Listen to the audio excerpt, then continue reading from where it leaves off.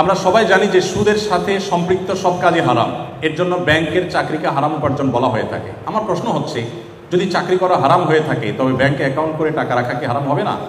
এছাড়া নগদ বিকাশের মতো মোবাইল ব্যাংকিং অ্যাকাউন্ট খোলাও কি হারামের মধ্যে রয়েছে? দেখুন, এই প্রশ্ন উত্তর হলো যে সুদ ইসলামের সবচেয়ে ভয়াবহ অপরাধ। হারাম উপার্জনের তালিকায় সবচেয়ে শীর্ষে হলো সুদ। অন্য কোনো হারামের ক্ষেত্রে আল্লাহ তাআলা এত কঠোরভাবে বলেন নাই, সুদের ব্যাপারে যত কঠোরভাবে বলেছেন। আল্লাহ তার রাসূলের বিরুদ্ধে যুদ্ধ ঘোষণা শামিল বলেছেন। একটা জিনিস আপনারা লক্ষ্য রাখবেন, কোরআন এবং হাদিস যেটাকে সবচেয়ে কঠোরভাবে নিষেধ করেছে পৃথিবীতে, ওই জিনিসটাকে সবচাইতে শক্তভাবে এস্টাবলিশ করা হয়েছে। প্রত্যেকটা ক্ষেত্রে আপনি মিলিয়ে নিতে পারেন। সুদের ক্ষেত্রে যদি আপনি বলেন, গোটা পৃথিবী আজ দাঁড়িয়ে আছে সুদের উপরে, গোটা পৃথিবীর অর্থনীতি দাঁড়িয়ে আছে সুদের উপরে। ইসলাম যেটাকে সবচেয়ে কঠিন করেছে, শক্ত অপরাধ চিহ্নিত করেছে, কারণ আল্লাহ জানেন মানুষ কোনটাতে বিপদে পড়বে। ইসলাম এর এই নিষিদ্ধ বিষয়টা সবচেয়ে অবধারিত জিনিসে পরিণত করা হয়েছে। যাই হোক, এই জন্য এই অপরাধগুলো থেকে আমাদের বেঁচে থাকার চেষ্টা করতে হবে। আপনি দেখবেন পুরুষদের জন্য টাকনুর নিচে কাপড় পরা হারাম, আবার হাঁটুর উপরে অর্থাৎ রানু মুক্ত রাখা হারাম। এখন আমাদের সভ্যতা এমনভাবে বিনির্মাণ করা হয়েছে, এগুলোর পেছনে শয়তান কাজ করে। শয়তান সম্পর্কে অনেক আলোচনা আছে, আমরা শয়তানকে দেখি না, কিন্তু সে তার দোষক দিয়ে কাজ করায়।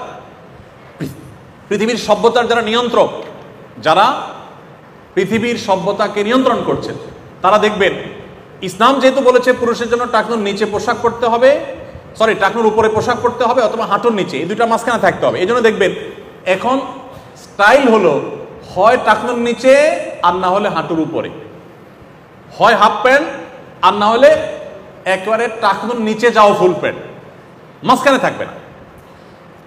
ইসলাম বলেছে নারীরা পুরুষদের বেশভূষা ধারণ করবে না। আল্লাহ তাআলা সৃষ্টিগতভাবে স্ট্রাকচারালি বডিতে পুরুষ এবং নারীর মধ্যে বৈচিত্র্য রেখেছেন না রাখেন নাই? মর্যাদাগত কোনো ব্যবধান আল্লাহ রাখেন নাই। যে ভালো কাজ করবে, নারী হোক পুরুষ হোক, আল্লাহ কোরআনে একাধিক জায়গা বলেছেন তার মর্যাদা আল্লাহ দিবেন। বাট সৃষ্টিগতভাবে আল্লাহ তাআলা বৈচিত্র্য রেখেছেন কি রাখেন নাই? রেখেছেন। এই জন্য নবী সাল্লাল্লাহু আলাইহি সাল্লাম সেই বৈশিষ্ট্য এবং বৈচিত্র্যটাকে ধরে রাখতে বলেছেন। এখন দেখবেন যে ইসলামে পুরুষদের জন্য নারীদের জন্য পুরুষদের বেশভূষা ধারণ করা নিষেধ। এখন আমাদের সভ্যতা এমনভাবে নির্মাণ হয়েছে যে উল্টা হয়ে গেছে। মেয়েরা দেখবেন তাদের পাজামাগুলো তৈরি হয় এমনভাবে যাতে টাকনুর উপরে থাকে, প্লাজো, বিভিন্ন রকমের ধুতি পাজামা, নানা রকমের পাজামা তৈরি হচ্ছে এখন নতুন নতুন। এরপরে দেখেন মেয়েদের নিজেদের সম্ভ্রম রক্ষার জন্য, তাদের প্রাইভেসি রক্ষার জন্য, ব্যক্তিত্বের পরিচায়ক হিসাবে তাদেরকে শালীন পোশাক, পুরুষদেরকেও বটে মহিলাদেরকে তাদের মতো করে শালীন পোশাক করতে বলেছে। তারই অংশ হিসাবে ওড়না পরা, এটা কোরআনের একটা বিশেষ নির্দেশনা। ওড়না পরা, কোরআনের ভাষায় সেটাকে জিলবাব বলা হয়েছে, মাথার কাপড় টেনে দেওয়া। এই যে ওড়না পুরুষদের, মেয়েদের এখন 3 পিস দেখবেন যে ওড়না ছাড়া হয়, এখন 2 পিস হয়, 3 পিস খুব কম হয়। এখন ছেলেদের পাঞ্জাবি কিনতে গেলে দেখবেন সাথে একটা ওড়না দেয়। খেয়াল করছেন আপনারা? তাহলে ওড়না ছিল কোথায়, আসলো কোথায়? আপনারা মনে করছেন কাকতালীয়? না, এগুলো বাই ডিজাইন, বাই প্ল্যান, এগুলো করা হচ্ছে, বাট আমরা জানি না।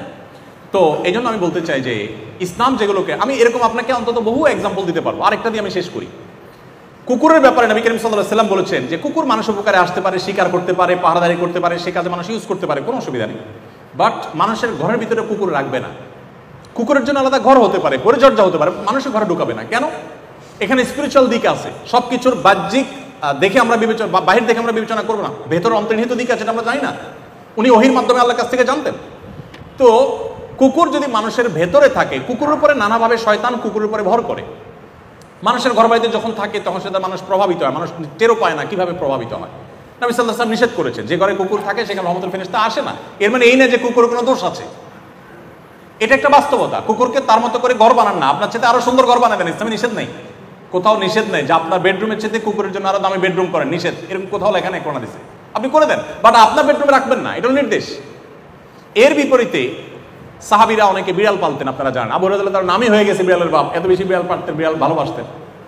এখনকার যে সভ্যতা বিনির্মাণ করা হয়েছে, যে সভ্যতা গোটা পৃথিবীতে এস্টাবলিশড করা হয়েছে, আপনারা দেখেন